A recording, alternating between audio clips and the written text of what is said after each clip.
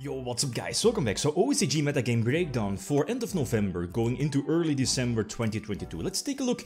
Photon Hypernova has been released, was already released in the OCG. You know, it's going to be a set that it will have somewhat of an impact for us TCG players as well, simply because of the new Kashtira cards, right? The Exceed, the Macrocosmos, and the Field Spell, and you know, the Hero Lives, the new level 4. The deck will become much more powerful, depending on if we might get a new Forbidden and Limited list, because it will, at least the set will be released, I think, right before YCS Lyon here, here in Europe. But anyway, that's besides the point. So let's take a look. I've been keeping up with the OCG past couple of weeks, but you know, it seemed like they still have kind of like a tier 0 format. That, well, can I call it a tier 0 format? There are, you know, multiple Tearlament hybrids, more so a pure Tearlament, while people started to drop the Ishizu cards from the main deck. As you know, on the most recent OCG Forbidden and Limited list, some of the Ishizu cards were hits. But then again, while the mill cards aren't the best in like the mirror match. So as you see, or you'll be seeing in the deck lists, people started to drop the Ishizu cards, you know, a couple of weeks ago already. And some new cards, a couple of new techs, and that caught my attention. So let's, you know, zoom in. And most of these tournaments, again, I'm focusing on Road to the Kings breakdown. The link will be in the video description, and some extra / random deck lists will be added in as well. This is the more recent breakdown, I guess, the pie chart. Again, this doesn't really seem too big of a difference compared to the last weeks. Actually, you have purish Tearlament, somewhat a little over like half of the representation, while, you know, followed second place by Kashtira, 20 to 25%, seems to be in line with previous weeks, and then, you know, 1/5 of the decks being other, right? So let's continue. Let's zoom in into the, you know, first list here for Tearlament featured on Road of the King. It's a Kashtira Tearlament build, and most of them seem very similar. Well, I guess some things that might be a bit out of the ordinary are Reapers, and that's something that Road of the King also mentions, is that more people are starting to main deck Reaper, right? That's the thing, is that a good sign? Talking to people, talking to good players, pro players, they say that, or might say that, at least the ones that I talk to, Reaper is not a good sign for the format. Personally, I'm not a huge fan of Reaper, but if you know, we're going into these tier 0-ish formats, Reaper might obviously be a very solid choice. The thing is that people can play around that, and you'll see a couple of techs, you know, within the next couple of moments. People also started to, you know, add in the set rotation. We saw that in one of the previous weeks, that Quick Play spell, it has the capability to give your opponent a potential field spell as well, potentially popping their field spell. And as you know, like Kashtira, the engine has the capability to pump out, let's say, Baron or Draco Sack to pop one of your opponent's cards. So you can pop the field spell you just gave to them. So, you know, you don't want to let them flip it and potentially get another search off of the Kashtira field spell, or, you know, search any Kashtira card. Other than that, anything spectacular? You know, Road of the King also mentions the addition of Mud Dragon, that again people are starting to main decking it again because of potential Reaper, right? They hitting the Kid Kalos, and you still have another potential fusion target in your extra deck. And again, I don't need to explain why Mud Dragon is superb, prevents the targeting effects like, you know, some of the hand traps, mind control, imperm, again. You know why Mud Dragon is solid. So other than that, also one of the new Bestials here in the extra deck. But I mean, we've seen this deck list. A lot of them are very, very similar. While the second deck list here featured on Road of the King is more of a pure Kashtira deck. I like pure Kashtira. I'm eager to try it out in the TCG, but it kind of depends. We see a couple of new techs in the main deck, and more so the ritual monster. So Ravis, it has been popping up, you know, a couple of times in the past, right? Simply because, again, it's like a hand trap-ish card. It prevents, well, kind of not prevents, but it gates an effect. As soon as your opponent wants to target something on your side of the field, you can just discard your Ravis, and then, you know, your monster will be protected. So that's quite solid. Again, it gives your boss monsters more protection against stuff like Imper, for example.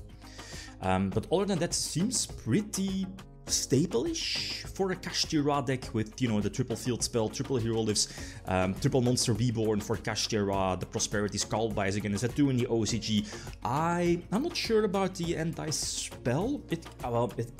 The thing is that when I was playing Kashtira some time ago, a couple of weeks ago, it's a super slowish deck. Well, slow is, well, you know, you could open really broken. The OCG does have maxis, so that kind of could slow you down, especially during your first turn when, you know, you want to establish your rank 7 exceed plays, go for the big macro cosmos guy, and go from there.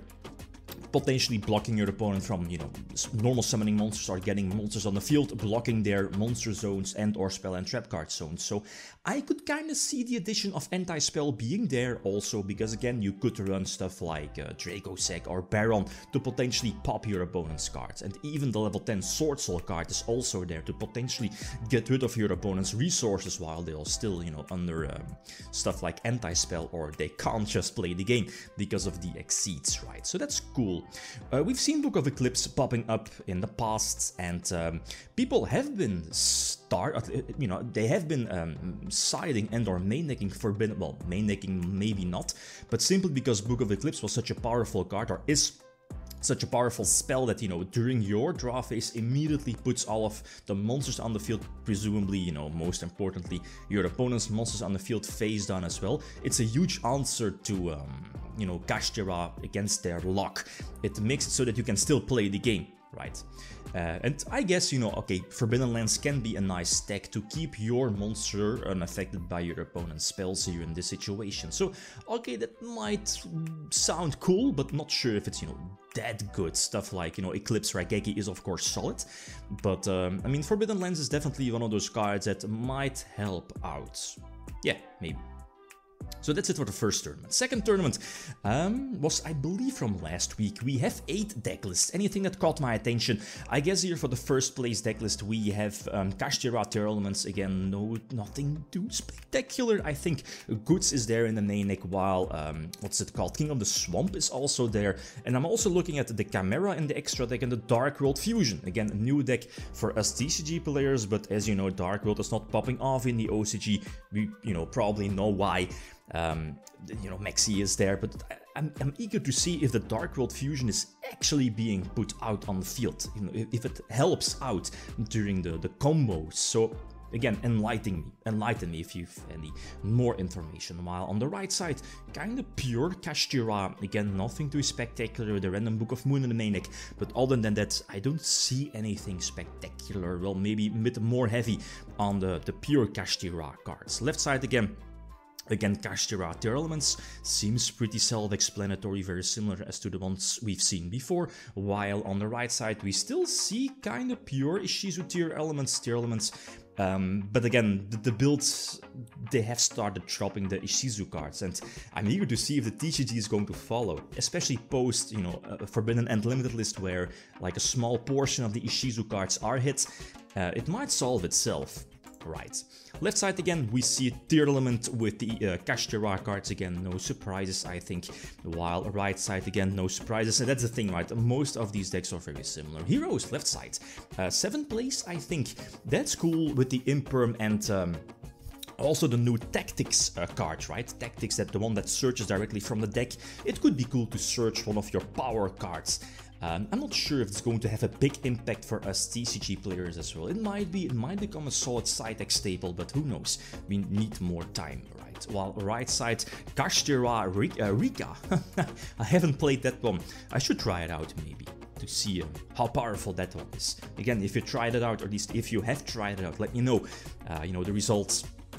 Is it good enough? I don't know. Another random decklist, we have Sword Soul. This was one of the decklists featured last week or 2 weeks before. Triple Econ and triple Book as well in the main deck, and also one of the new Bestials from the more recent set, you know, Photon, Hypernova. Yeah, that should be the name. That's cool. We haven't seen, you know, Sword Souls or Tenyi Sword Soul popping up recently. And then, you know, some extra decklist. Runic. I'm a huge fan of Runic, but not like this. Look at this. Oh yes, the Floodgates, Skill Drain, oh, Rivalry. This is not my deck, but I kinda like Runics. I like it with Spright, one of my favorite decks nowadays. while right side Dragon Link-ish deck. Again, some extra random deck lists, but again, the other decks, you know, Kashtira is just far too strong, especially that Macro Cosmos one, right?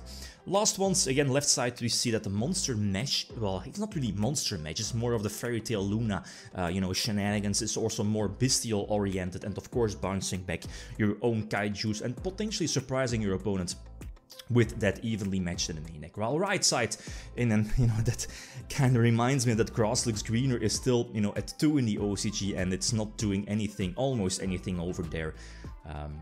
Crazy, right? Crazy stuff. 60 cards. Okay, so that's it. Again, I'm super looking forward to Photon Hypernova for us TCG players. How much of an impact is the Kashtira cards are going to have on our current TCG format? So, okay, guys, that's it. Thanks for watching. Feel free to leave a comment or like if you enjoyed the video. Riddim signing out. Peace.